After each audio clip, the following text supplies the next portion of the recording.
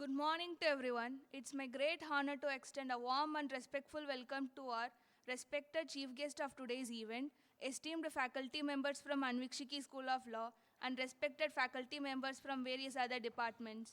Now I request Dean Ma'am to escort the chief guest to the dais.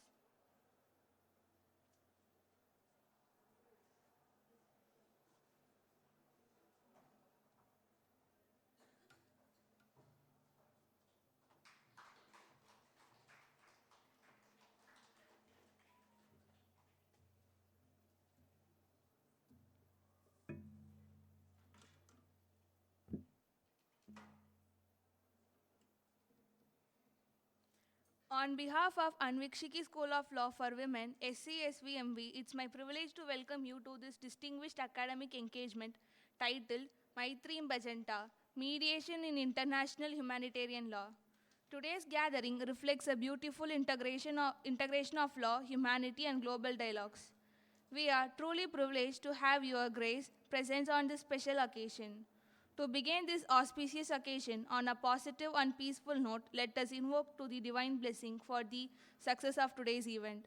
I now request everyone to kindly rise and join us for the invocation.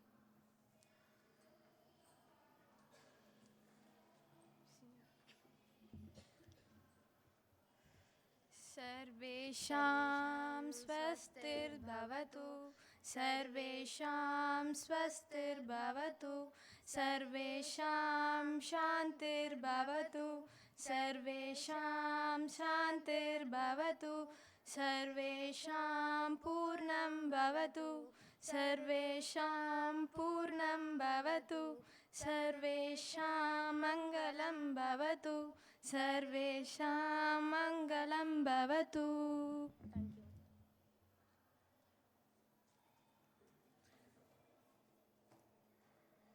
Everyone, please take your seats. Sri Chankrashegarendra Saraswati Vishwa Mahavidyalaya, a NAEC A grade deemed university, stands as a beacon of knowledge and values.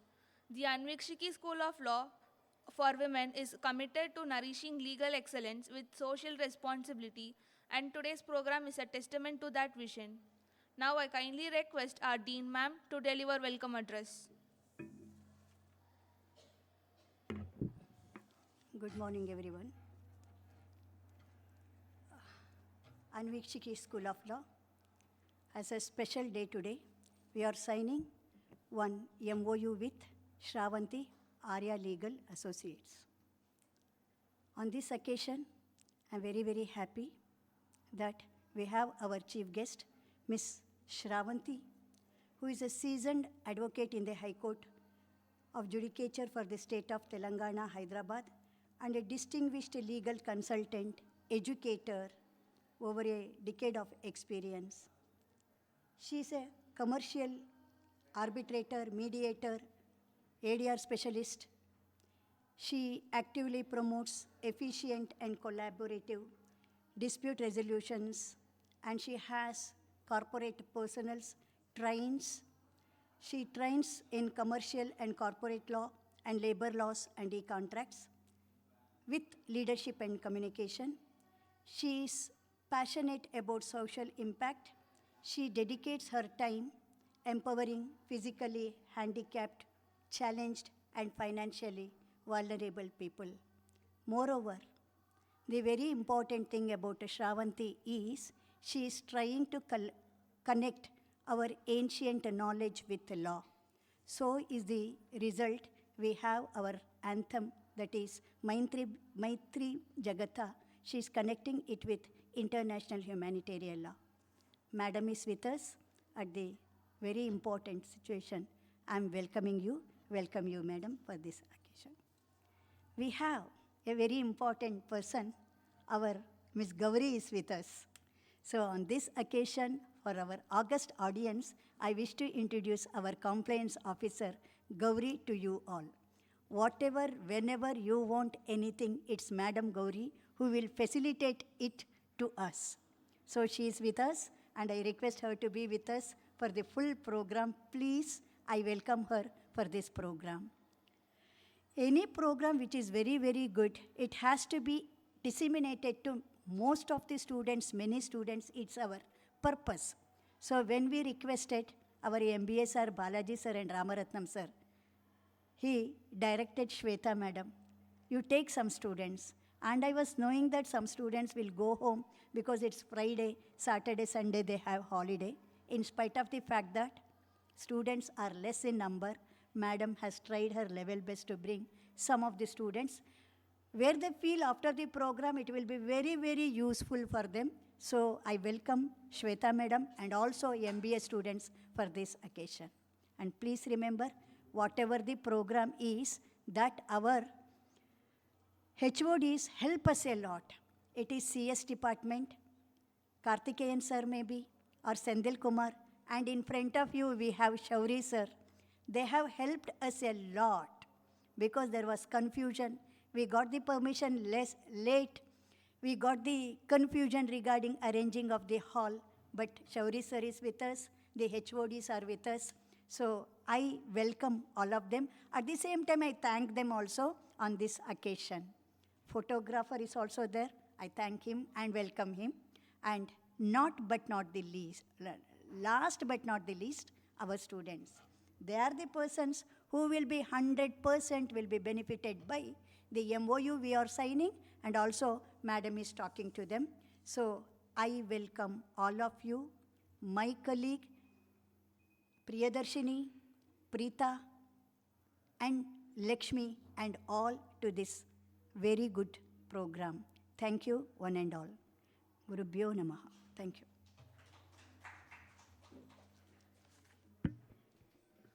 Thank you, ma'am.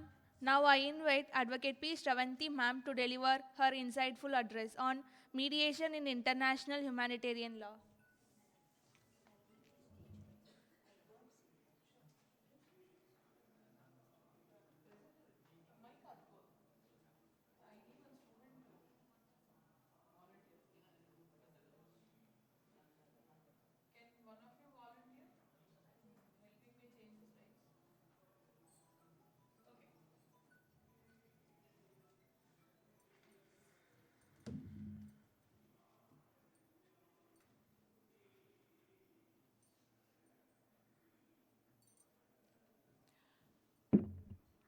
Namaste, one and all. So, I would like to start with a prayer on Acharya Shruti Smruti Purananam Alayam Karunalayam Namami Bhagavat Pada Shankaram Loka Shankaram. Now, you all might be wondering, what is this Maitreem Bhajata stotra or song that has to do with international humanitarian law? Next slide. But let me tell you, just go for the first slide, ma. Yeah. So, and what is M.S. Subbalakshmi Amma and Paramacharya doing here? That too in international humanitarian law context. So first, let us know that Maitreem Bhajata means cultivate friendship with all. Maitri, the word Maitri means friendship. So slowly, we are getting close to our topic.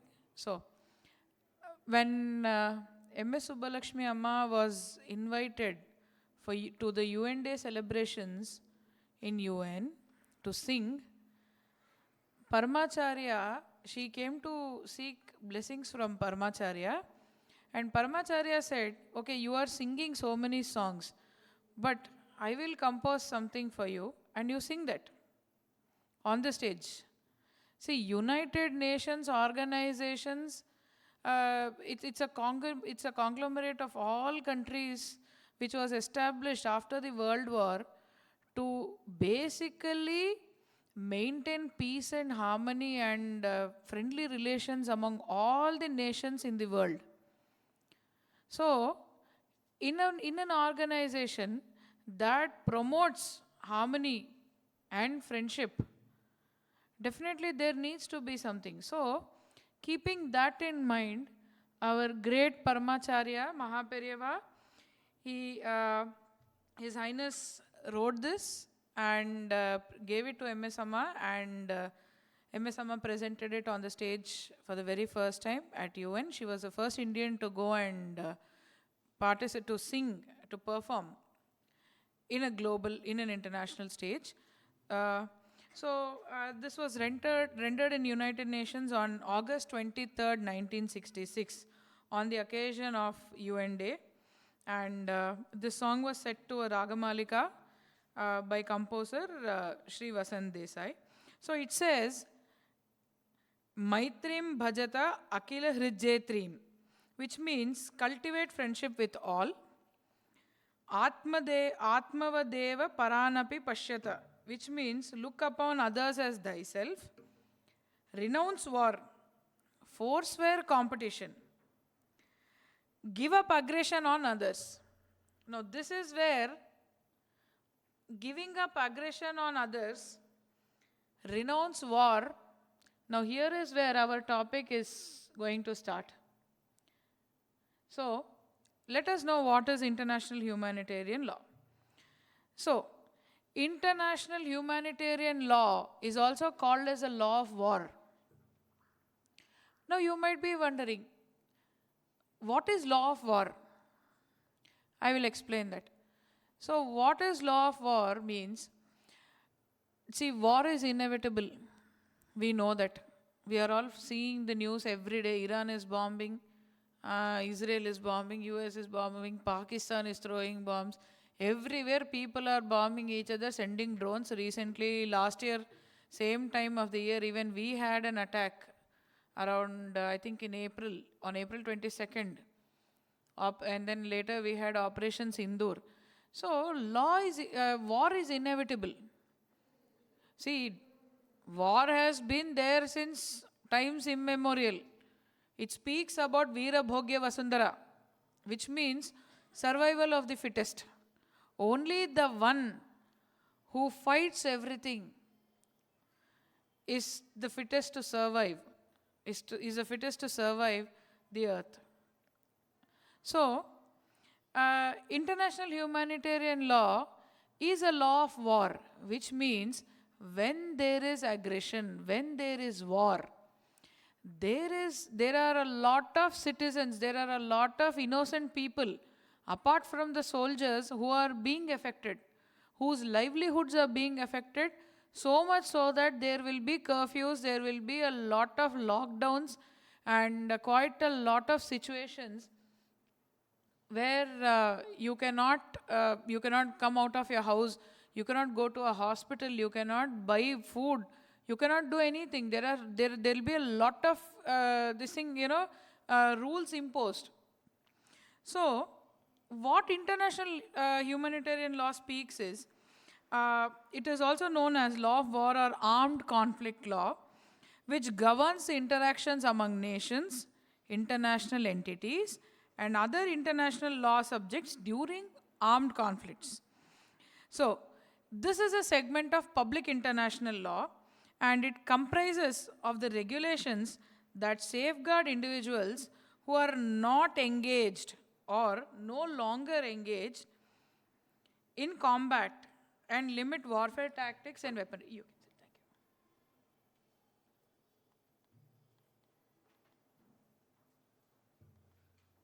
So, what is international? Now, let me explain a little bit about, I am not going very deep, so MBA students can understand. So, I think every day we are all discussing about war, no? Don't tell me no. No one is a peacemonger here, please. Even I love discussing war. Geopolitics, wars and everything, even I am interested. So, actually you should know these things. So, here what happens is your public your laws, your private laws will always be affected. In fact, in Constitution, we have certain emergency provisions which will say, which have the right, which have the powers to restrict certain fundamental rights of ours during emergencies like war or pandemic. See, we know what happened during pandemic, isn't it? Similarly, even during war, we have similar situations.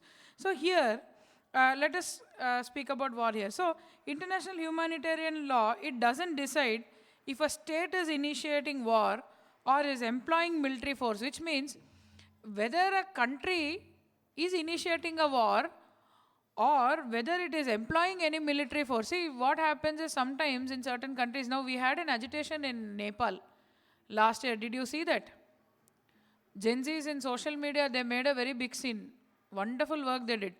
So, okay, of course, that was a different story, but there was another agitation in Bangladesh as well, which made their leaders also flee the country. So when there are certain agitations like that also, international humanitarian law comes into play. Once there is an armed conflict means using of bombs, weapons, arms, ammunitions, guns, everything. So all of this is guarded by, I mean, not usage of these things, but how to manage the situations, how they manage, and how to make the effect of law of war very much minimum of on the normal citizens, on the general citizens. See, definitely we know we have quite a lot of people like the army, your navy, all your armed forces on the front line who are fighting battles every day. Apart from that, there are also doctors, nurses, and a lot of organizations involved in the war. Sometimes we are sitting in the comfort of our homes and we are discussing. But there is a lot of things happening there in the war front which is affecting. So here what happens when a normal person, when a war happens, your fundamental rights are curbed. Automatically they'll be curbed. See, you can't be expected to simply go for a walk when there is a war happening. You cannot do certain things. So that is nothing but restriction of your fundamental right, isn't it? So curbing, what this speaks about is, it will curb your general rights, general fundamental rights. That doesn't mean that when a person is sick, he cannot be taken to the hospital just because a war is happening. So that is what your IHL basically speaks about. And apart from that, okay, we have our armed forces fighting on the war front. But what about the doctors? What about the nurses? What about diplomats who are coming from other countries to have some peace talks? See, there was an armed conflict. We had our President Modi, our Prime Minister Modi ji, who went to Israel. So there will be various such situations. Even during wars, we will have diplomats, we will have leaders who will have to travel from one place to another to host talks, to make some sort of settlement. So these international humanitarian law, they govern these laws, they govern these provisions, they govern certain rights. Similarly, when a war is happening, previously there was something called as blackout. Even I was not born at that time, but I've heard it from many of my elders speaking about the Indo-China war. So at that time, it seems there used to be a lot of blackouts, and people used to finish their dinner by, I think, 6 p.m. in 1970s. Ma'am, is it 1970s? 71. So at that time, during Indo-China war, they used to have blackouts everywhere. People wouldn't go out, and houses' windows used to be covered with black cloth so that no amount of light is gone out. So at that time, what happens now? Suddenly someone falls sick, or suddenly there is an emergency. What will you do? So in that place, your international humanitarian law comes into place. Now, this should not be confused with human rights law. Although international humanitarian law is a wing, is a branch of human rights, it is not fully human rights. Human rights deals with a wide range of aspects, right from your personal laws, your labor laws, and quite a lot of things, your employment laws. There are so many things that human rights cover. Humanitarian law speaks about war times, where the rights of a human comes in picture, and what can be done. Now, this one, as I already said, it doesn't decide if a state is justified in initiating war or employing military force against another state. Such matters are covered by public international law, which is also called as jus ad bellum. And it is this jus ad bellum. It is outlined in the UN Charter, and IHL is equal to jus in bello, which means it is a legal framework that dictates the conduct of warring parties without considering the conflict's cause or initiator. While the other laws, they speak about all other aspects, here it is not bothered who starts the war, who initiated it, or who went and who went and instigated the war. All of this is not at all. It doesn't even be. It is not even considered. So all this speaks about is just your rights during the times of war. In fact, this law of war, let us predate it to Mahabharata and Ramayana times. So in those times, there were certain laws of war where, considering humanitarianism, considering humanity, during Mahabharata, there is an incident where Ashwathama, he burns the children of Pandavas. Pancha Pandavas had Upa Pandavas as their children. They were sons of Draupadi. So what happens is, these Upa Pandavas, when they were nestled in tents, Ashwathama uses his astra and burns all of them at night. So the next day morning, Draupadi and Arjuna and all the Pandavas, they go to Krishna crying and they say, Krishna, why did they even fight a war at late night? How can they burn and char my children like that? They cannot fight. Let my children martyr. It's okay. Draupadi says, let my children get martyred in the war, but let it be on war field. What is this? So this is a clear violation of humanitarian law, is what she says. So in order to retaliate, you all know Ghatotkacha, no?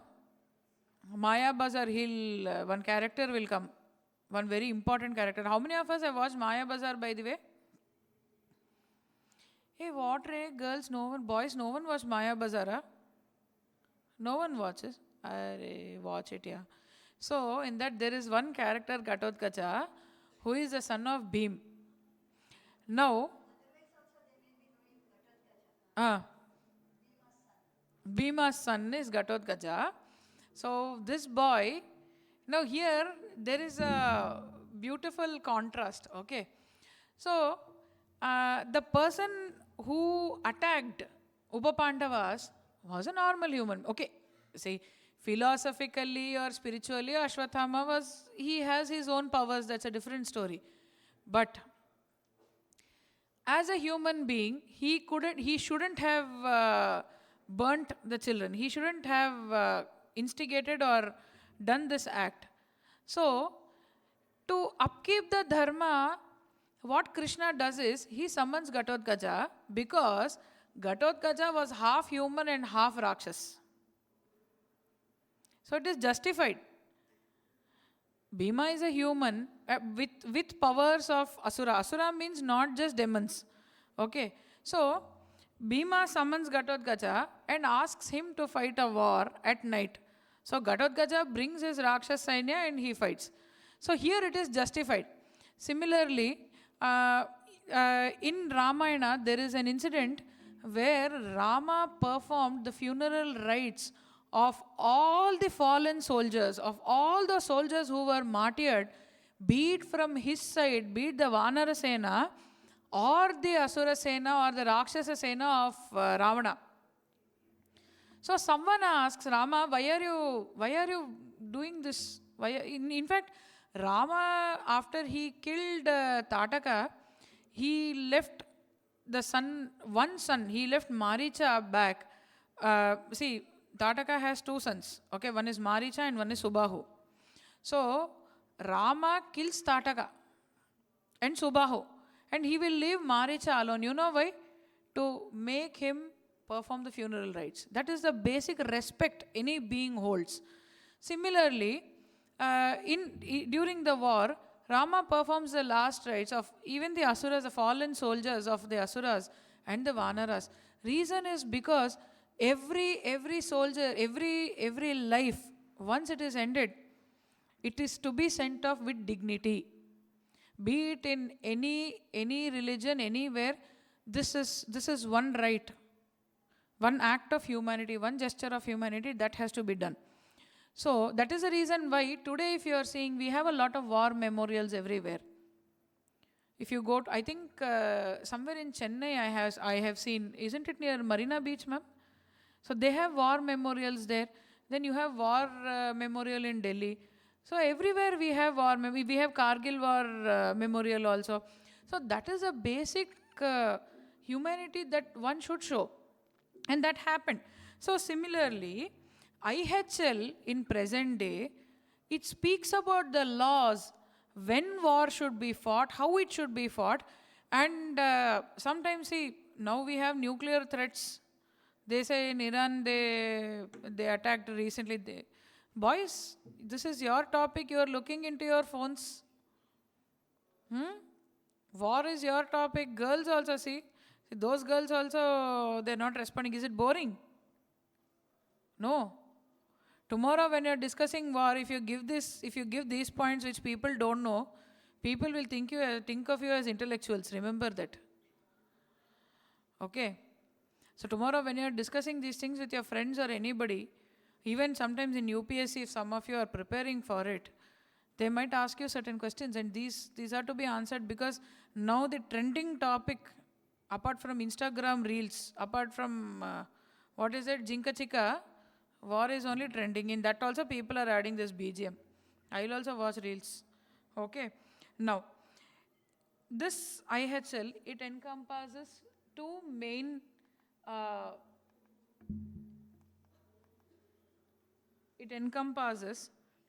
divisions. One is the Law of Geneva.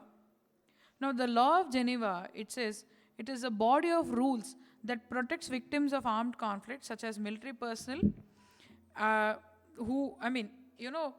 it protects the rights of your wounded combatants and prisoners of war. So, how many of you remember we had one person, Abhimanyu also. Exactly. Okay. So, Abhinandan was a prisoner. He was,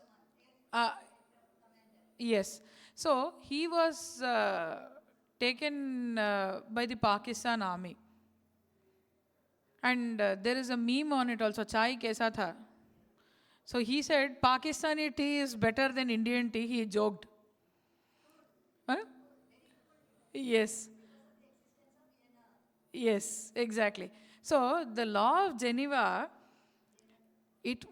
so what it says is, when at war, people will capture prisoners. No, we had, not prisoners, people will capture the soldiers of others, whoever are caught in their land. So, our Abhinandan, he was also caught by Pakistan.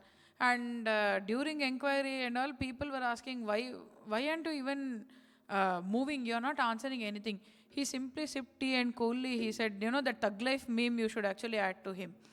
So he said, chai bahut acha hai. Tea is very nice. Pakistani tea is better than Indian tea. This is the only thing he said. Now, Gen Zs, please don't mix this tea with the tea which we generally use to gossip. Don't spill the tea when ingredients are here. These are the memes that we get. Anyway, jokes apart. So, Law of Geneva, it is a body of rules that protects the rights of the soldiers. See, they cannot execute a person there. They should not execute anybody. Similarly, if a prisoner of war is caught, they cannot kill. Similarly, someone in the border area of those countries, someone by mistake will cross, they will go to the other side. So they cannot hold them, they can capture them, but they should make sure that not even a nail touches the person. So that is all because of this Law of Geneva. Now, and then it also speaks about the civilians who are not, or no longer directly participating in any of the hostilities. Now, in Dubai, there was bombing, isn't it? Dubai airport was bombed. Do you know that? Or were we busy watching memes? Dubai airport, they bombed. And what happened there? Uh, there were a lot of tourists and passengers stuck during that time. Even now they are stuck. So one of my court's bailiff is also stuck. He went for his pilgrimage, and every day he does video calls to us telling that, Madam, I think this is my last day. Please send my payment. Every time there is a news about it, he does a video call to me and he'll tell, Madam, please, I think today is the last date, I will be leaving. Really, this is happening. So, those civilians, those tourists, there are many people, there are students who will, go from one college to another. There'll be students on deputation. So there are ambassadors. There are a lot of people. In fact, when Israel and Gaza were bombing each other, Israel and Palestine were bombing each other, a lot of Indian workers were stuck there. A lot of workers were stuck, especially Indian workers. No, same situation with Dubai and Middle East also. In fact, even in Iran, recently, so the government, it has to bring its people back safely. And there was one more also. I think in Russia and Ukraine, when the war was happening, the students, Indian students, a lot of them go to Ukraine to study medicine there. So there were a lot of students who were stuck during the war. And you know what? Because of this convention and because of intervention, immediate intervention of Indian government, all of the students returned home safely. And I am telling this because one of my friend, even he was stuck there during the war, and they said they saw hell. But thanks to the convention and the intervention of the government, they brought him back safely. That was very traumatic to them. So international humanitarian law, it also governs about the traumas that people face during wars. It is not easy to see bloodshed, guys. It's not at all easy. All the drones that we are seeing now, no? It is nice to look at it like fireworks, but the persons affected by it know what it is. So, in order to minimize the traumas, in order to minimize loss of lives, in fact, if you would have seen people posting on Instagram that there were small children who were being affected by it. There were children dying in many places, be it in Gaza, Israel, Palestine, everywhere. So international humanitarian law says, don't do this. It has certain provisions which is stopping the nations from causing any sort of harm to its people, to the general citizens, to the civilians who are not part of the war. They are not any armed persons. No? They don't have a gun. They don't have a revolver. Why should they be affected? Isn't it? Now, next is the Law of Hague. So, Law of Hague, it is a body of rules that establishes the rights and obligations of belligerents in the conduct of hostilities, and it limits the means and methods of warfare. Now, this Law of Hague, it is a set of rules. Like I told you, what happened during Mahabharata. Similarly, it is a set of rules which says you can fight your war with so and so thing. See, recently we had INS Vikrant. We brought Rafale jets and all of that, isn't it? Do you know about Rafale jets? Rafale jet. We had Rafale jet. We had submarines. Now UK is sending its submarine for stopping the war, it seems, to participate in war, it seems. I don't know how far that is going to work. Anyway, so there are many such things where you can use a certain arm and ammunition. You can use a certain fighter jet. So there are rules and regulations which say that you can use only so and so things. You cannot directly go and throw the bombs. Now we can date it back to times to the use of Brahmastra. Again, let's go to Mahabharata only. Ashwathama the Great used Brahmastra against a child in the womb of its mother. Isn't it Parikshit, ma'am? Parikshit. When Ashwatthama used Brahmastra, Abhimanyu's son. Yeah, so it's Parikshit. That's the name. That is the reason why his name itself is Parikshit. So Abhimanyu, you know Abhimanyu, no? We all know Abhimanyu, no? Son of Arjuna. So when Abhimanyu was already killed in that that Chakravyuha. Padmavyuha or Chakravyuha. So he was already killed in Chakravyuha. Now his wife Uttara was carrying a child inside, and he was just in the womb stage. At that time, Ashwatthama the Great, he went and attacked that pregnant lady with Brahmastra. Full of impulsive nature only. Just like our Trump uncle. He's very impulsive.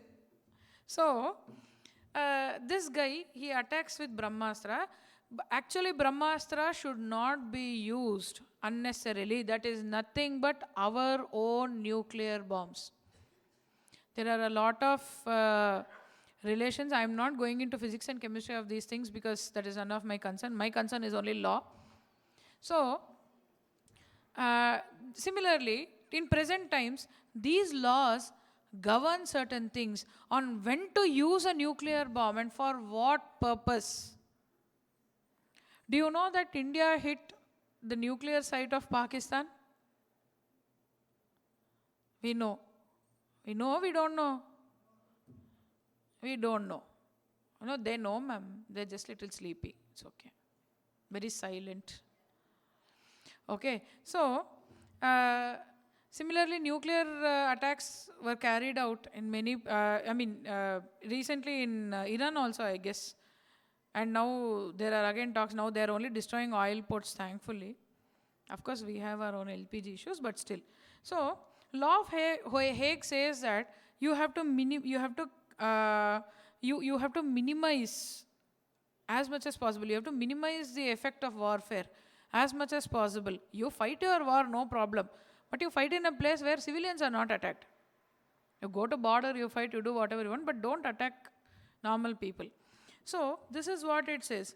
Now, your international humanitarian law is made up of two aspects. One is your international agreements, and the other one is customary practices. So, what are these international agreements? Now, what we are seeing is because of those international agreements. Today, all the all these your Indians or any other citizens coming back to their homeland safely, and diplomats going and talking very safely, and trying to settle the matter. All of this is because of the international agreements that we have had in previous days, and one of them is the law of Geneva that we spoke about, and the other one is the law of Hague that we just discussed. Now, thirdly, customary practices. What are customary practices? Customary practices are nothing but the ancient and foolproof practices that have been there in the country since ages. Now, that is the reason why I gave you the example of Parikshit. Similarly, there are certain customs, in our own war. Food, people who supply food to the warriors, they should be saved. In fact, if you come to Indian, this thing also, Krishna blessed the king of Udupi. That is the reason why today we have so many Udupi joints across the country. They are still into hotel business. It traces back to Mahabharata times, where the king of Udupi, he doesn't want to go into the war. He says, Krishna, I will not fight the war. I will not be your side, I will not be their side. Instead, I want to serve the people who are participating in war, and he provides food for everybody. So Krishna says, let this place be blessed with abundance of food. That is the reason why we have so many Udupi hotels across the country. They're very famous, and food is also very tasty. So, those are certain customary practices that comes from long times. So there are many things, like say you cannot conduct war on children, on senior citizens who are weak. You cannot fight a war with certain categories of women, that is when they're pregnant or something like that. In fact, if you go back to Mahabharata again, Bhishma had a principle that he will not fight wars with women. And that became the cause of his death. Shikhandi is a half man, half woman. It's a woman turned into a man. Today's your trans man, trans woman, Shikhandi is one such. So, Shikhandi kills Bhishma. All of this is strategy, war strategy, by the way. I will not get too spiritual into it, but all of these were war strategies. Similarly, every country has its own customary practices. Similarly, if you see in Middle East, they have Sharia laws that govern. So they cannot use they cannot use certain meat or certain things in their cartridges. Now in India, just like how we have a ban on beef, I mean it's not fully banned, but at least usage of beef in certain things. Similarly, if you go abroad, if you go to Middle East, they ban pork because that is their customary practice. So usage of those items also in war materials is banned. Similarly, there are many such customary practices that overrule certain agreements also. Now, let's see. Hey, this is not moving, yeah?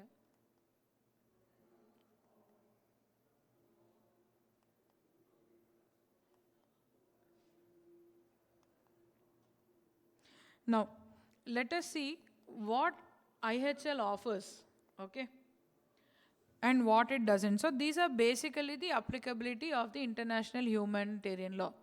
Okay, so the first thing is international humanitarian law is applicable widely during conflicts. Okay, that is the reason why we call it as law of war. Now, where does it provide protection? It provides for international armed conflicts and internal armed conflicts. In fact, we had one more agitation also in India, in Manipur. It is still happening but not being spoken about, the Meitei and Kuki tribes. Everybody else across outside India are talking about it, but in India, all of this is being under covers. So there is still a fight happening. Similarly, there are many agitations that keep happening internally in countries. So even at those times, because of those internal agitations also, previously we used to have riots in India. Once emergency provisions were invoked by Srimati Indira Gandhi, all of these reduced, but still it's happening. So even during riots, we will have people, we will have students, and we'll have a lot of civilians from across the world staying in that place, visiting that place. So in order to reduce the hostilities, in order to provide them, in order to help them with their rights, we have international humanitarian law to protect their rights. Okay, international, anyway we know, international armed conflicts, anyway we are seeing in news. Now, what it is not applicable for, that is also very important. Now, it is not relevant to violent situation which do not qualify as armed conflicts. Chota mota fights, university fights and all, they will not come. International humanitarian law will not come. In IIT, I think IIT Bombay or some Bangalore, there was a very big fight between two different IITs. Now, for that we cannot expect IHL to come and say that fight is happening. It's none of their concern. Okay, so internal certain unarmed conflicts and all, IHL is not used, but and those fall under your human rights and national laws. So locally we have laws, no? Now we have strikes happening. We have certain people protesting. We have certain people strikes, holding strikes and lockoffs and many things. So for that and all, IHL will not come. We have local laws only that will take care. Domestic laws are there. So law students, You will have private and public laws. So make a note of these things. Okay. Now IHL is a bridge between the public and private laws. Make a note, this will be useful for you. Okay. So, so IHL is not relevant to chota mota fights. It is not relevant to internal disturbances and tensions that can be taken care of by the country or the local governments. But IHL, it will provide specific protection to specific groups affected by hostilities during war.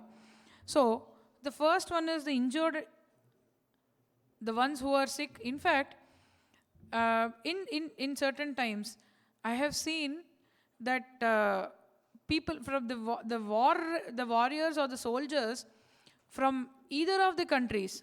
Now, say X country is in war with Y country, so the Y country soldiers are affected.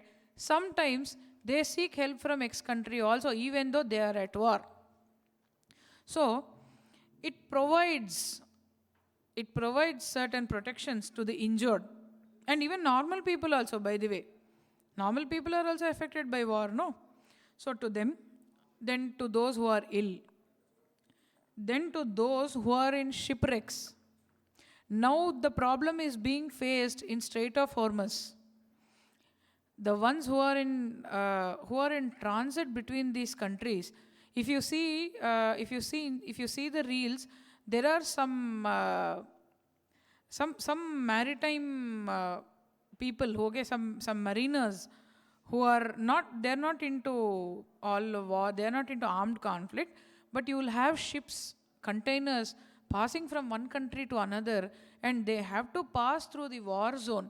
At that time, what happens? I'm not talking about the armed men. I'm talking about normal civilians who work in ships, who have to travel through that place, through that zone of war. So in case there's a wreckage of the ship, there will be huge loss. In fact, there is one person on Instagram who's giving updates what it is to be stuck in the Strait of Hormuz during the war times. He's giving a daily update with videos and everything. He's covering. He's an Indian. I'll try to share it. Please watch that. You will understand why IHL plays. And he says that he is being protected because of these agreements, because of the laws that bind them. So shipwrecked individuals, whether they are military members or civilians, it is equal to both. Now, next is to medical and religious staff. So there are people who go on pilgrimage. Say you have people, now I told you an example of my bailiff, no, he's stuck there in pilgrimage. He went to Umrah or something in that Mecca, Medina, he went there and he is stuck. Similarly, we will have other set of people coming to Tirupati, we'll have people coming to Kanchipuram. So we have people, we have tourists, we have many people coming from abroad to visit these places, right? So even not only abroad, even local people also. So these are some religious staff. Then we have medical staff. They will be requiring doctors. Do you know that during wars, majority of the nurses were from Kerala? Really? Our nurses from Kerala, they're still serving. They're helping the people stuck in war. They're helping them. They're helping to treat them also. So medical staff, they should not be. If they are affected, the whole system collapses. Then again, whether they are serving in military or not, it is very important. Thirdly, individuals detained due to an armed conflict, including prisoners of war. We already spoke about prisoners of war, right? So those who are detained due to armed conflicts during wars, even they are protected. Then civilians, there are regular civilians who are not actively involved in hostilities. So all of this is fine. Now that we know about international humanitarian law, why is mediation coming in between? Do you know what is mediation? I want answers. Law students, management. We spoke about mediation the other day. Last month we spoke. One of them have to answer. I'm having some hopes from you guys. Please don't waste my MOU. Huh? What is mediation? Okay, I'll tell you what is mediation, don't worry. So, mediation is a process of dispute resolution. It is a voluntary process of dispute resolution. What happens? Two children are fighting. Mother gave 5-star to elder son and gave dairy milk to the girl. She likes dairy milk silk. They both are thinking, why did that boy wanted silk, girl wanted 5-star. But exchange happened by mistake. Now these two are fighting with each other. This one is punching that one is pulling this one's hair. Full fight is happening, armed conflict is happening with your, with your household weapons we will have, no? Garitalu, plates, all that. So, what will happen before this ends in injuries? The children will think, okay, let us come to a conclusion. First we will go to mummy, we will ask her. Now mother plays a mediator in the house, telling that, okay, do one thing, she will suggest these two. Now these two fought and everything happened, hostilities, they have faced injuries and everything. They both are sitting now. So they're thinking, we have to resolve it. How do we resolve? They have to voluntarily go to one person. Let the mother aside, they're going to the grandmother. They're telling, Amama or Nanama, whoever she is, they're telling that, we both fought, mummy gave this to me and she gave this to that. She gave dairy milk silk to her and she's telling she gave 5-star to him, like that they are fighting.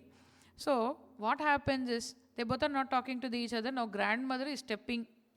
She's telling, first, stop fighting. She will make them both talk to each other, discuss, make them negotiate. So one is telling, this big 5-star, I will give you only one piece. The other one is telling, I want dairy milk silk as a whole, I want that 5-star piece also. Now they both are having negotiations with each other, they are discussing, and then they will come to a conclusion. Grandmother didn't do anything, she just said, you sit and talk, you negotiate. Now that grandmother is none other than the mediator. She will listen to both the sides. She is not suggesting anything. She is not suggesting any solution. She is just telling you both sit and discuss. This is exactly what happens. Everywhere there is a dispute. This is what mediation, this is where mediation comes to play. Parties will not litigate. Instead, they will have a mutual dialogue with each other with the help of a mediator.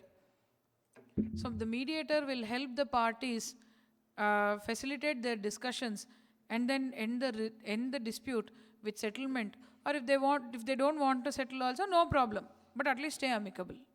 This is what they say. Now, why do we have mediations at the time of war?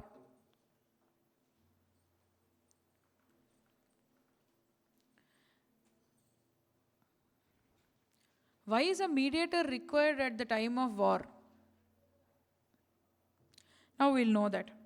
So basically, mediation, it is an integral part of humanitarian law, international humanitarian law. It offers peaceful avenues for conflict resolution and it ensures humanitarian aid delivery, and it also protects individuals during armed conflicts. Now again, going back to history, let us go to Ramayana times. We all know an incident where one monkey approaches Ravan and says, don't fight. Was it Hanuman? Angada. Angada is the son of Vali. Vali is one crazy guy. We will not discuss about him. We all know Ravan. So what happens, in order to foster dialogue between Ram and Ravan, they choose Angad because Vali is a neutral party. Vali is Ravan's friend. They had some dealings with each other. They had their own contracts. Let us not discuss that. So what happens now? Angad is a favorable party to Ravan. Favorable party to Ram and Ravan equally. So what happens? They will send Angad and they'll say, you just talk to Ravan and let me know what he's telling. Let us not fight. Let us settle it off through mediation. Then Angad sits on that his tail and everything that caused another ruckus. But he was the very first mediator to mediate between two parties.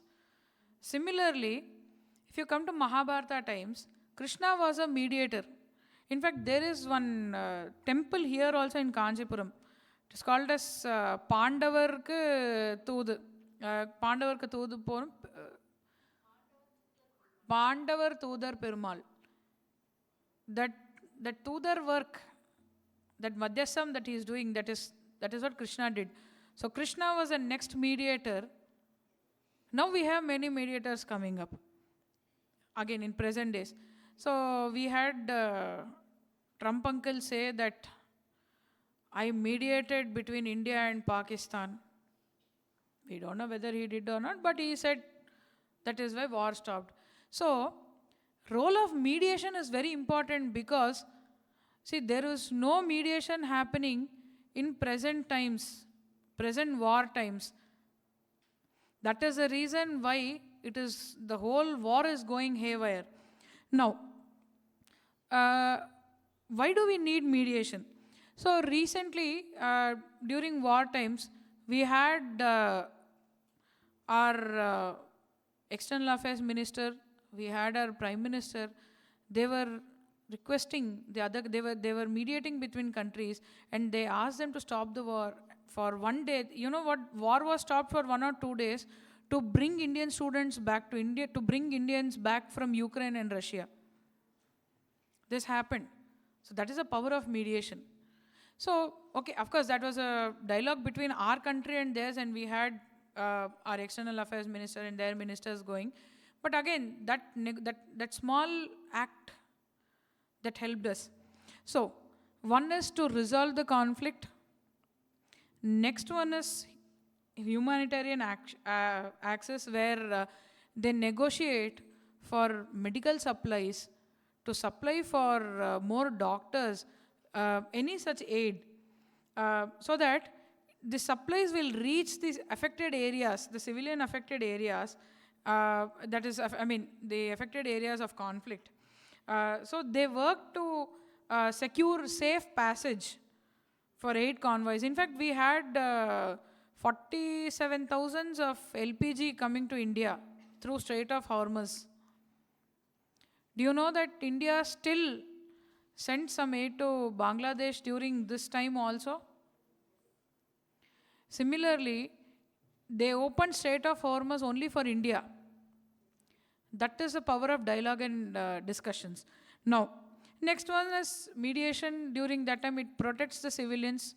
We just spoke about bringing our people back, or sending the civilians to their safe places.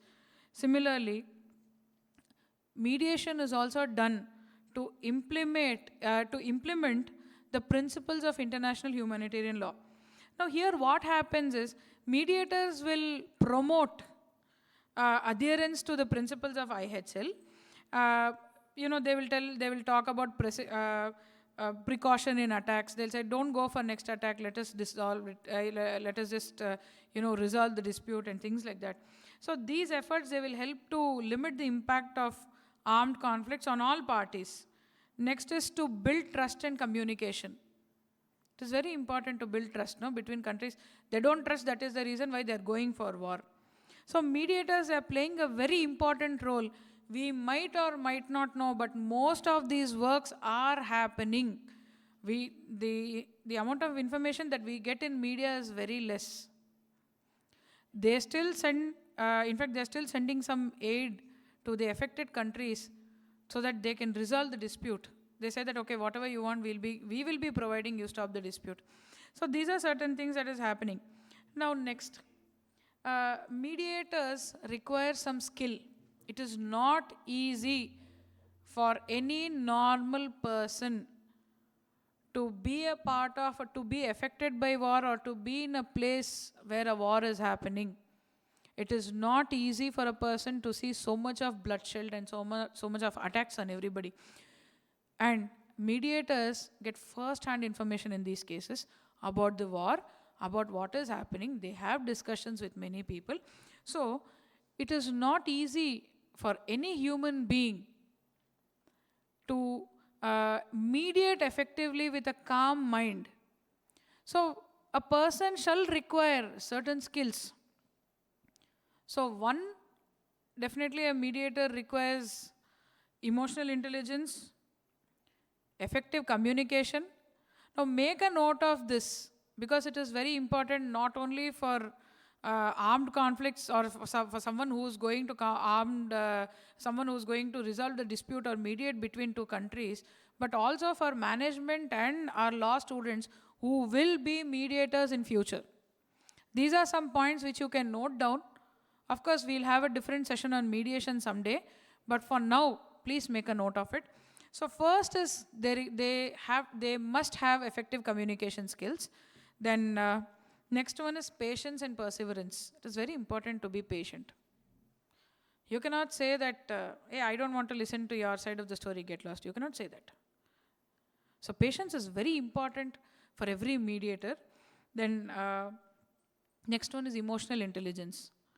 Now emotional intelligence, I can keep on talking, but I will just say that to regulate the right emotion at the right time. That is emotional intelligence. So one cannot, so there's some kind of sad situation happening, some grave situation happening, and someone comes in between and cracks a silly joke.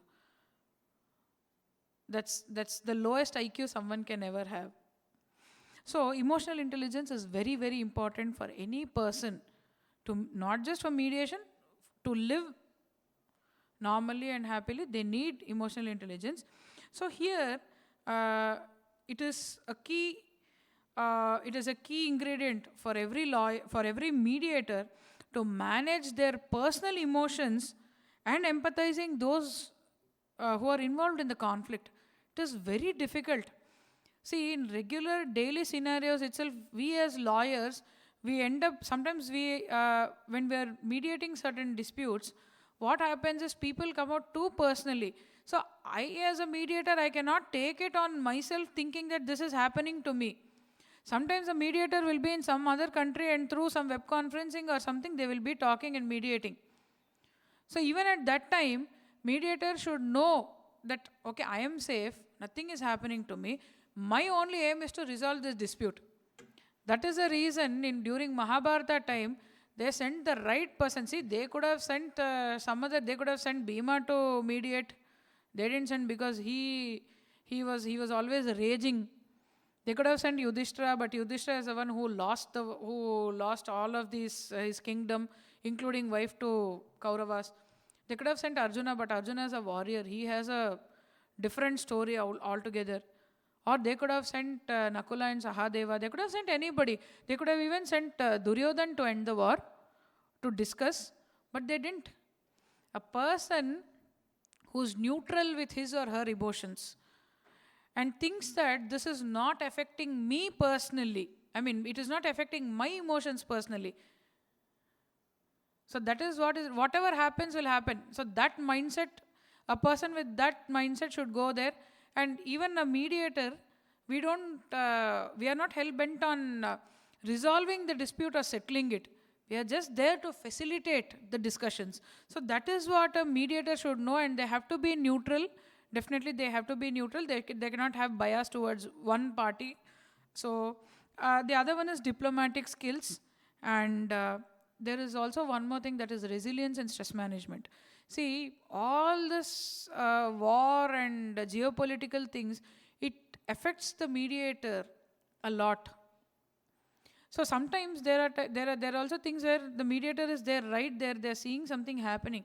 Still, they should be resilient. They have to be, they should be devoid of stress, basically. They should know how to manage the stress. So they are trained for it. There are many people, and I cannot be there without mentioning my guru in this.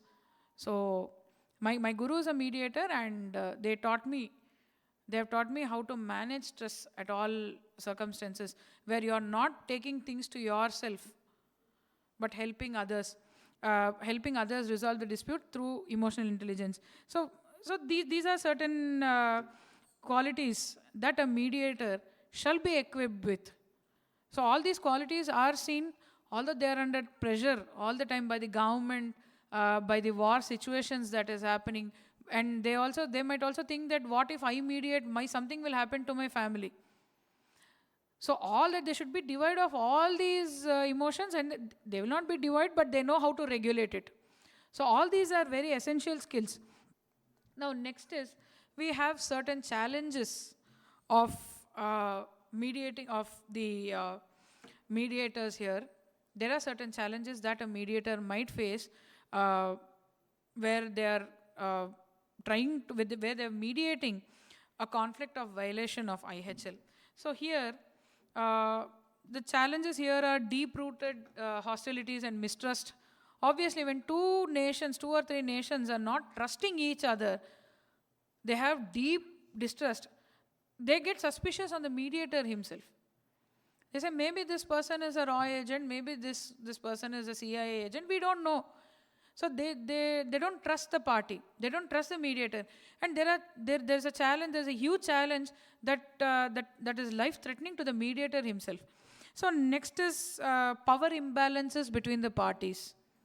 So if we see in the case of Russia and Ukraine, there's a power imbalance. Russia is extremely powerful now, and Ukraine is not that powerful. But the beauty over here is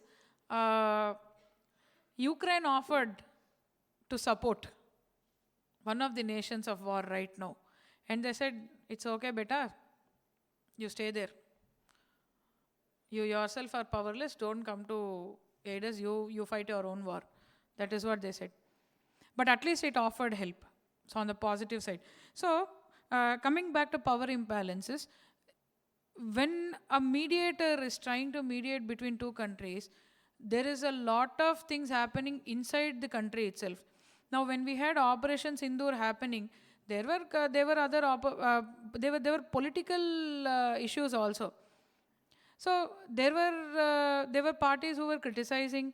They were saying, no, Rafale jets were shot down, this, that, and also there are a lot of power imbalances happening within the country itself, within the parties, within the states itself. There will be certain issues. So it is difficult for the mediator to understand every such nuance while mediating a conflict. Similarly, humanitarian access, it is critical, but it is often hindered with violence, logistical troubles. Logistical means commute and such aspects. Similarly, there is they complicate the delivery of aid to affected persons. See, sometimes mediators will mediate to supply the aid to the other country. Say, suppose India wants to offer medicines to Israel, to the affected country. So, but the mediator, when they are going, the other country will come in between. So it's a threat to it's a threat to the mediator also. So these are certain challenges that the mediators face. So let us finish it by knowing the contribution of mediation to post-conflict reconstruction and reconciliation. So we know if a mediation happens, see, mediation is actually a very therapeutic process. I think sometimes you should sit and learn, you should sit and know what mediation is about, so that tomorrow when any sort of conflict that arises, especially lawyers, you cannot go and say that, hey, go for litigation. You cannot say that. Similarly, management people, tomorrow there will be some kind of contract issue coming up in your office, some kind of troubles coming, some kind of dispute that will arise at your workplace. You cannot say that I will file a case for everything. You cannot go and burden the courts with that. Instead, you can sit and resolve. Similarly, in a war situation, what happens is, it will help reconstruct certain, certain aspects. It will help them, it will help the countries realize that war is not the only solution. I'm not saying that don't go for war. It has to go. But still, you can have friendly discussions. you can see where one is going wrong, or where you can make certain amendments, and then go ahead with friendly relations, or don't maintain relations, but at least don't cause harm to others. So that is what mediators always say. So mediation during wartime, first thing is it will definitely help people get their aid. Those who are injured, or those who are sick, or those who are ill, they get their medical treatments. And those who your regular day-to-day activities also, they ensure that it is happening at certain hours. So they will help set the time of war, when to go for war and when not to go for war. In ancient times in India, war was restricted after sunset. No one should go for war after sunset. And there is an incident where Karna, you know how Karna died, or how Karna was killed? Krishna had to block the sun for some time, so that Karna will be killed, so that people think that it is sunset. So I think Jayadratha blows the conch thinking that sunset is happening, and Karna will be killed. So there are certain, okay, these are Indian customary things, but every country has its own this thing. But sadly now people are attacking only at night. I don't know why. So there are these things, where you can set certain rules, and mediators will allow them to negotiate certain things and say that, okay, let's not fight for these things, or you fight, but with rules you fight, so that no one else is affected. You yourself will not. See, without civilians, how will a country run? Everything is interlinked. That is the reason why we say Vasudhaiva Kutumbakam. Everything is interlinked, everything is a web. So basically what this does during war is to help everybody get their rights in in the light of humanity. Post-conflict, they will settle. Just like how you had the law of Geneva and law of Hague. Now I don't know what will happen post this war. Probably we'll have new organizations coming up and setting certain states, setting certain rules and regulations of what to do during war, and what to attack, what not to attack. After the Japan's Nagasaki and Hiroshima, they've said that we will not go for nuclear this thing. But all the countries are armed with nuclear. Almost all the countries are armed with nuclear power these days. So how to use, even if you have the nuclear power, what can you do with it? What positive things you can do with it without going for war? So in fact, on a funny note, they said that when the Operation Sindoor happened, the scrap pieces of those drones and bombs were sold and people made money out of it. I don't know which country did that, but they did it. So that is also an advantage. So of course, this is just on a lighter note, but what can be done after the war? How not to go for war again? How to restore peace and harmony? All of these points will be discussed by the mediators with the countries, with the ambassadors of the country, with the authorities of certain nations, certain governments, so that they form a solid ground for it, and new laws will be developed, and humanity is restored, peace and harmony is restored. So with this, I would like to once again bring Paramacharya here and remember his words of Maitreem Bhajata, that says that earth is all sustaining and all providing. So you maintain peace and harmony, respect the earth, respect nature, don't go for war, make friendly relations with each other, and stop harming each other, and let us all be together as a family. So these are Paramacharya's words, and with this I would like to end the session today. Thank you so much. Namaste.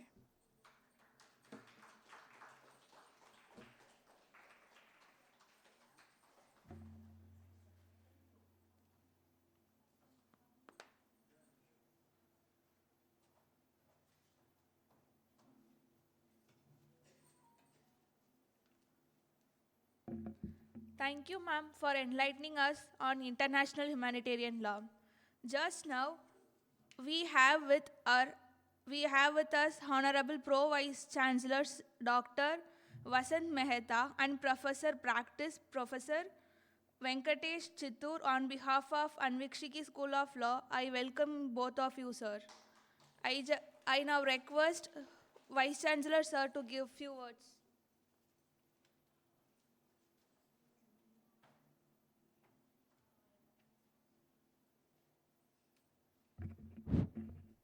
Shri Gurubhyo Namaha. Respected Advocate Shravanti, professors of the law school, students of the law school, very happy that I am getting my first chance to meet you all and address you in a formal forum. Today's topic is a very important one. Ms. Shravanti has brought up a very important topic of how humanity itself is affected during these conflicts. And she has beautifully woven that with the message of our Mahaswami. In this context, I couldn't be there for the initial part, so I don't know if this was already mentioned, but I would just like to recall one of the messages that the Mahaswami had given, which I read somewhere in a book, where a reporter comes and asks him, I think in the late 70s or early 80s, about nuclear disarmament, where the US and USSR, sometime during the Cold War, they came to an agreement and said, we'll give up some of our nuclear stockpile. So people are very happy, and they said, okay, the war is not likely to happen, or it won't affect humanity on a large scale. So they came to Mahaswami and asked him, what is your opinion about the nuclear disarmament? Did you mention that in your talk? No, okay. So it's something new. Has anyone heard about it prior to this? Okay, so I'm happy that I'm able to share something which you didn't know, right? So, can any one of you guess his response? I mean, I'm sure it's difficult to guess a Mahan's response to a question, but given that it's a very worldly affair and it's a question that affects humanity, what do you think was his response to this question? Two great nuclear powers are agreeing to give up their nuclear weapons to some extent. They say we'll reduce our stockpile so that we don't get into immediate conflict at any point, and it doesn't affect a large set of our populations.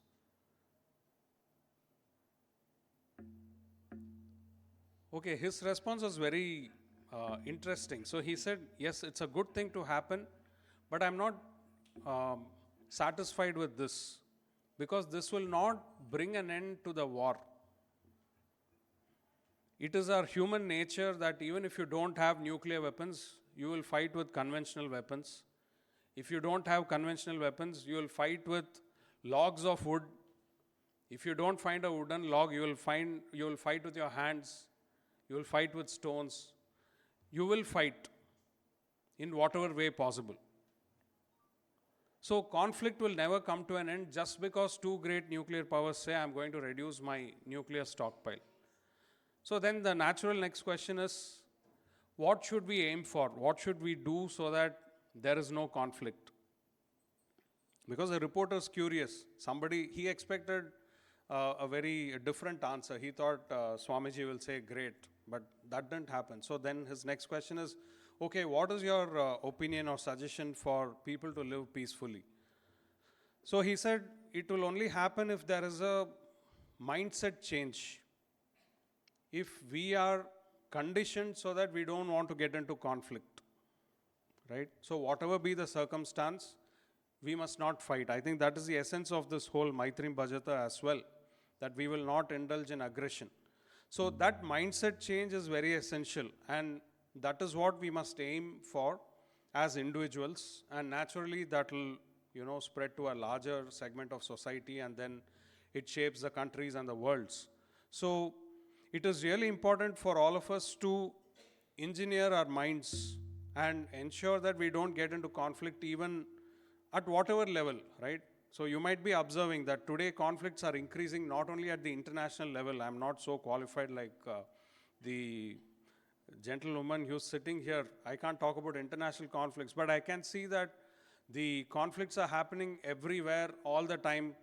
You board a train, two people are fighting for a seat. You board an aeroplane, two people are fighting for where will I keep my luggage. This is right above my seat, I want to put it here. Right? So conflicts are increasing day by day, unlike what we aspire for. And that is because we are becoming more intolerant, our demands are growing, we are trying to chew more than what we can eat, right? So it really calls for a very philosophical approach to life. We really need to reorient ourselves and see how to be a better human and how do we make things better for everybody else. So your life objective should really be, how can I contribute to society? How can I contribute to those who are in difficulty? It could be your friend in class, it could be somebody in your community, it could be somebody in a village. Wherever they are, right? If somebody is suffering or struggling, if you can add a small bit of solution to their life, I think your life is done. You will be really happy and you will have that positivity in you. I think that's a very important thing for all of you to follow. And in worst case, if conflicts do happen, then you have a lot of gyan that you have received today about what to do with conflict management and during the conflict, post-conflict. Very interesting, some of the concepts I kind of heard today. Thank you for making it, and thank you so much for giving me this opportunity. Thanks.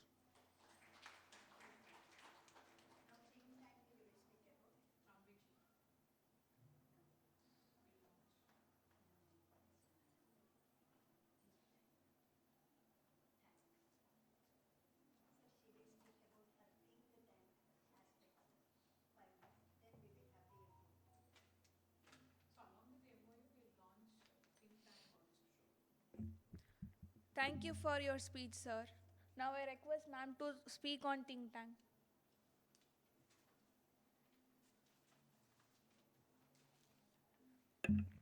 Namaste once again. So, now I'm not going to talk about war. Let us talk about how to make peace. Okay? I'm just kidding. I'm not going to take much of your time. So, from Arya Legal and in collaboration with Anvikshiki Law School and the university, we are planning to launch a think tank. So, basically, what is a think tank? It is a collaboration of mind, of various minds, various ideas and ideologies for one particular cause. And in this case, the cause is very simple but very impactful. So we have, I went through the website of our university and I saw that we have various fields. We have Ayurveda, we have languages, we have manuscripts, then we have engineering, there are arts, there's of course we have law, and so what we felt was we'll have a variety of professionals. We have such qualified professors. Everybody over here is so qualified. They're bringing in a lot of very good resource persons. So the idea about launching a think tank struck my mind. That too, to collaborate, I was actually thinking of launching a think tank, but it wouldn't be possible without students, because students, you people are the ones who will be molding. I'm a student myself. I'm pursuing my LLM right now, so I will be a student all my life. So we will have the student community who will, you are all the future of our country, of the world, not just our country. So because we have so many professionals here, so many of you will be lawyers, you'll be engineers, you'll be doctors, so many professionals you people are going to be. Some of you will be even professors, lecturers, management professionals, entrepreneurs. But the question, we have many think tanks, okay? We have think tanks for management department, we'll have think tanks for architecture, we'll have think tank for many things. In fact, even in law, we have many think tanks. But I felt that all of those are restricted only to their subjects, whereas it has to be inclusive, it has to be collaborative in nature, and that is when we can achieve something. So here, the reason why Anvikshiki think tank is because Bharat at one point of time it is still, but it was praised as Vishwaguru. Whatever we have today, whatever inventions we have today, they are not inventions, they are just rediscoveries. We have had our ancient sages, we had our saints who were scientists, who were many things. See, the thing about Brahmastra that we just had discussed before, they are nothing but our nuclear weapons, or something similar to that. So similarly, so almost all the concepts, in fact, I think one of the scientists said that he took the essence of Vedas in his inventions, in his calculations. So Bharat has been a Vishwaguru for a very long time, but unfortunately due to inventions, we have had a great damage to our great universities, which hosted toughest exams in the country. We had so many students from across the world who went there and studied, who gained knowledge, but all the knowledge was burnt. We don't want that to happen again. We have our universities similar to that of Nalanda here. We have so many minds, we have so much of knowledge to be shared. And the aim of Anvikshiki think tank is to make Bharat as Vishwaguru once again, to make Bharat stand on that Vishwaguru's state. And of course, this university is through Shankara Bhagavatpada's lineage, who Shankara Bhagavatpada, he is crowned as a Jagat Guru, or the Guru of the world. So what is not to be asked for? So we have everything here, we have all the resources here, we have so many professionals here. So the aim over here in Anvikshiki think tank will be blending our dharmic values along with modern professional values, especially in law. The other day we had a session on dharmic foundations of law. Similarly, every profession, not just law, every profession has its own dharma, by the way. So that dharma has its roots in our Sanatana dharma culture. Everywhere you see engineering, we have that. You see architecture, Kanchipuram is a live example. Go to a temple, see one pillar, you will know what architecture is all about. Shastra is there. Same thing is used even in the academics. In fact, what we are learning as part of our syllabus is very less to that compared to what was there before. So this is a small aim to bridge that gap. And how to bridge that gap is through proper collaboration of experts from the industries. First to collaborate within the departments of the university. It will be an interdisciplinary thing, interdisciplinary collaboration, where we will have conferences, we can conduct events. In fact, when we went to seek the blessings of Acharya last time when we came, I just put forth an idea to Acharya, and he said you can go ahead with this. So I just discussed with Acharya at that time, saying that we need more of mediation in the rural areas, in places, to people who don't have access to justice. We have access to justice, but most of those are being, most of the justice is being delivered only to those who can afford it. So we don't want access of justice to be to those who can afford it, but it has to be equally for everybody. That is when your constitutional principles will also be upheld. So this Anvikshiki think tank can be an initiative to provide justice for everybody across every field. See, you will have your alumni going outside, working somewhere, being placed somewhere. They might face some employment issue. They can definitely come back here. We can have a mediation session here. We'll have mediators. Eventually, we will be bringing in mediators or arbitrators who can help. And here you have a lot of industrial area around, right? So in Sri Perumbudur and all these places while coming, I saw. So there are so many industrial parks where there will be a lot of conflicts everywhere, right from a very small employment contract to the highest of all. So, in order to bridge all the gaps, we need to first collaborate within each other. Interdisciplinary collaboration can be possible through this think tank, and also to establish dharma and dharmic principles of our practice. Of course, Ayurvedic is completely rooted in our culture, but there are many, quite a lot of what do you call departments who can focus, like let us say engineering. They sir, do we have civil engineering also here? Okay, so so we can have these departments collaborate and get back to our roots through this think tank, where we can have experts who can help our people, who can help our students with the Indian roots and with the present day thing. So it will be a beautiful blend and collaboration.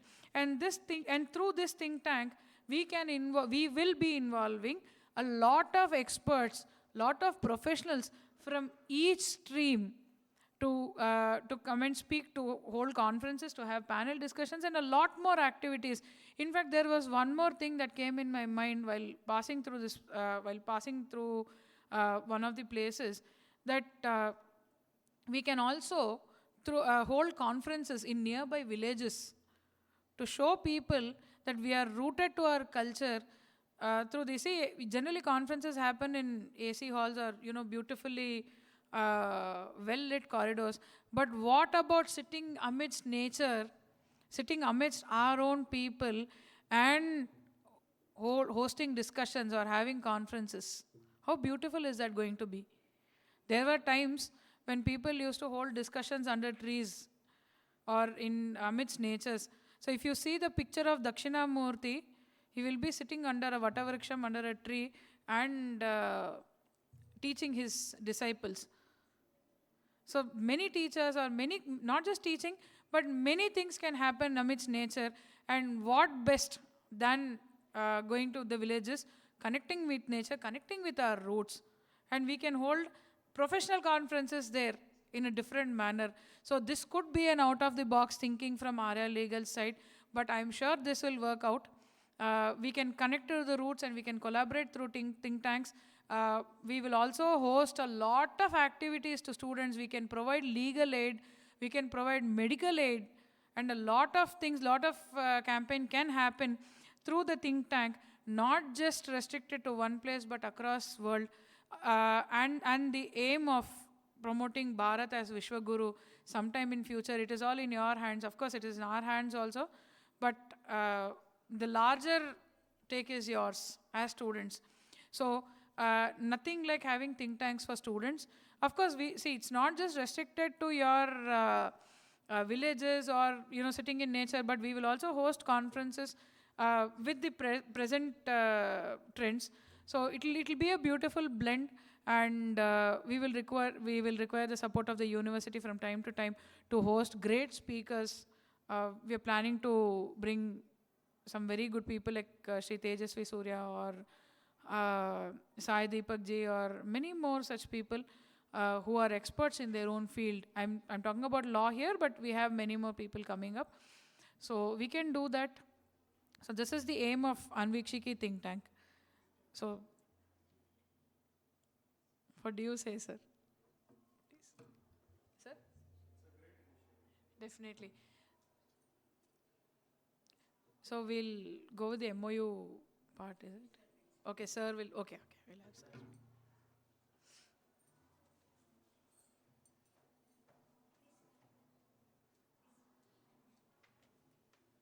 Thank you, ma'am. Now I request Venkatesh Chittu sir to give few words.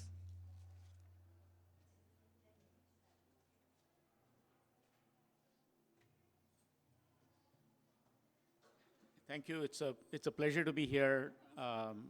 It's nice to see all of the law students. I know I met most of you when I came to class a couple of times when the economics faculty member joined us, and I hope the classes are going well. It's very nice to listen to our guest speaker, wonderful ideas. And my wife and I have been here for about 2 years now. and we're involved in various academic matters. And it's really wonderful to see both the dedication of the faculty that have been here, for many years, as well as the quality of students that we get over here. And really, apart from the academic level, the academic quality of everybody that we have over here, it's really wonderful to see the values, the Indian values that I think are very cherished over here. And over the weekend, we typically go and spend in the madam, meet a lot of people that come to see Kanchi Swami. It's really amazing when you look at the kind of people that come in, including our guest speaker today.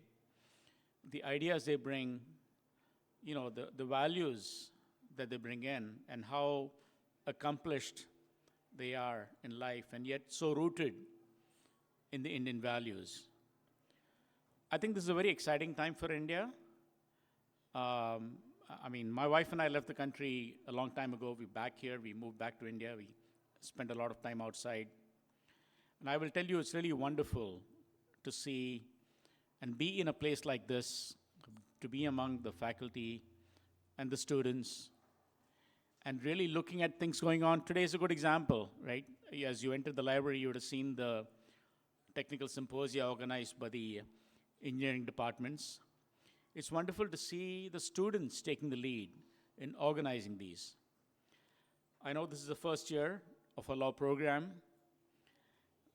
I am expecting that all of our law students, again, will become leaders. And I know that with the blessings of Swamiji, this is going to be an absolutely wonderful program. It's going to grow over time. And I can assure you that when you look back 10 years down the road, 15 years down the road, you will look back at your time over here with a lot of love. So I wish you all good luck, and I certainly hope to keep interacting with all of you. And again, thank you to our speaker for a really wonderful talk. Good luck to all of you. Thank you.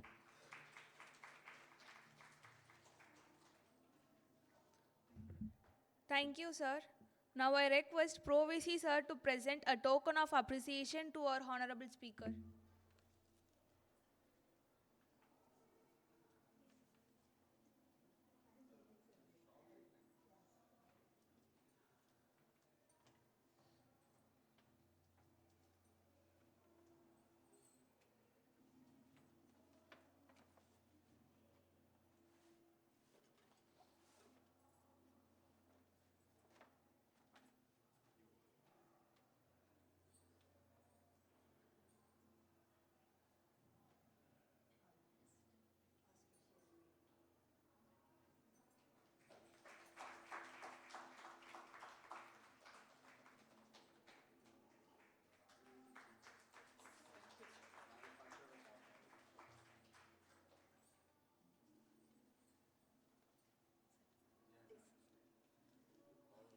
Thank you, sir. Thank you, ma'am. Now, this is a very auspicious time for which we are waiting for.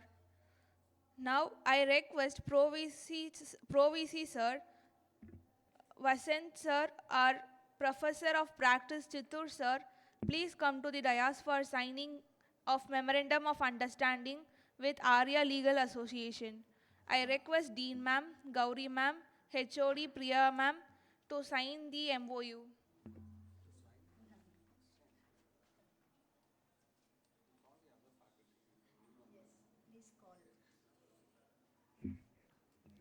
I request Preeta Madam and Lakshmi Madam to be on the dais.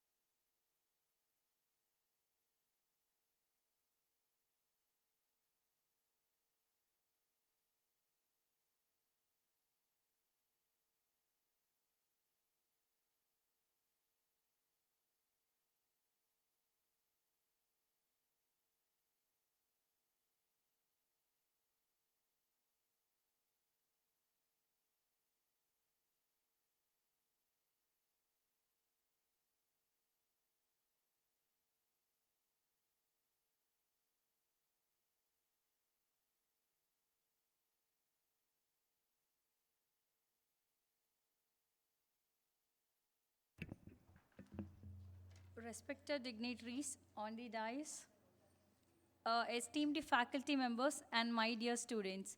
It is my proud privilege to propose the vote of thanks for this distinguished academic engagement on Maitreem Bhajata, Mediation in International Humanitarian Law. First and foremost, I extend our heartfelt gratitude to our esteemed guest speaker, Advocate P. Shravanti ma'am, founder and CEO of Arya Legal, for sharing her valuable insights and enriching us with her profound knowledge. Your presence and thought-provoking session have truly inspired us, ma'am. I would like to express our sincere thanks to the management of Sri Chandrasekharendra Saraswati Vishwa Mahavidyalaya and the Anvikshiki School of Law for organizing such a meaningful and intellectual stimulating program. Our special appreciation goes to our Vice Chancellor, Professor G. Srinivasu, Pro-Vice Chancellor, Professor R. Vasant Kumar Sir, and Register Professor G. Sriram, Dean Dr. Nirmal Kumari, Compliance and Head Dr. Gauri, HOD Dr. Priyadarshini, and Dean and MBA of Commerce Dr. Balaji Sir, and HOD Dr. Ramaratinam, Dr. Sendil Kumaran, HOD CSE, and Dr. Shweta ma'am, and Ms. Lakshmi ma'am, and other faculty members, organizing committee, and student volunteers whose dedication and hard work made this event a grand success. We also extend our gratitude to all the participants for your enthusiastic presence and active engagement, which add a greater value to today's session. We thank everyone who worked behind the scenes to ensure the smooth conduct of this program. Thank you all. Sorry, sir. Professor of Practice, Venkatesh Chittur, sir. Thank you, sir. Thank you all.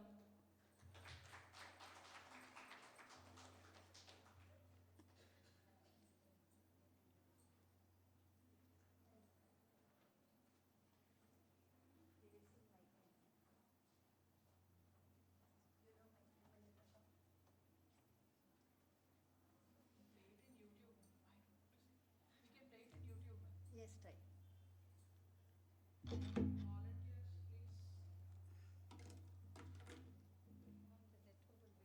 I wording if at all it is possible, we can give it. I'll sing. Huh?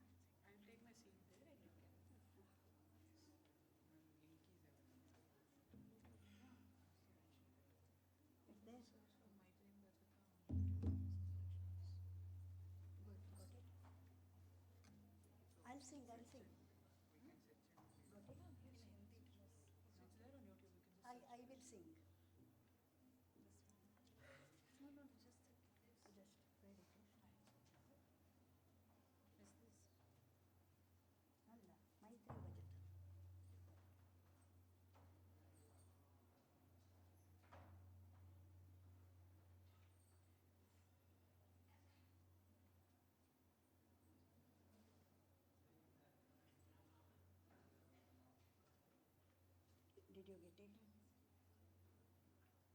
Did you get it?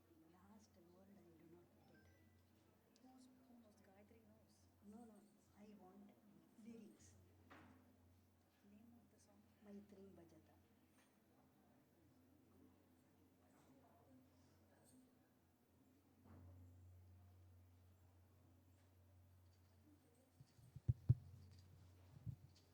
Lyrics I want. Lyrics I want. That's it.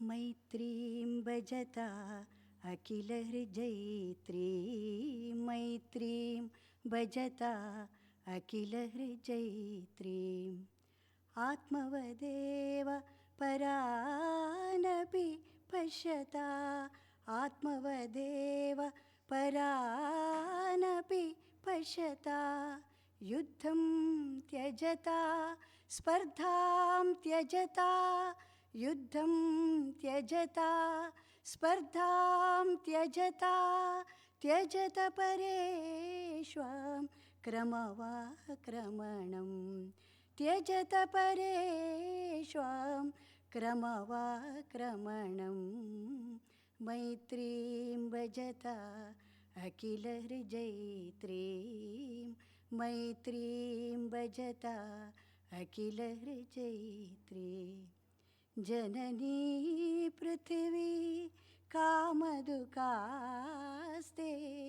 जननी पृथिवी कामदुकास्ते जनको देवः सकलदयालुः जनको देवः सकलदयालुः दम्यतदत्ता दयध्वं जनता दम्यतदत्ता दयध्वं जयता श्रेयो भूयान् सकलजनानां श्रेयो भूयान् सकलजनानां श्रेयो भूयान् सकलजनानां श्रेयो भूयान् सकलजनानां श्रेयो भूयान् सकलजनानां. Thank you.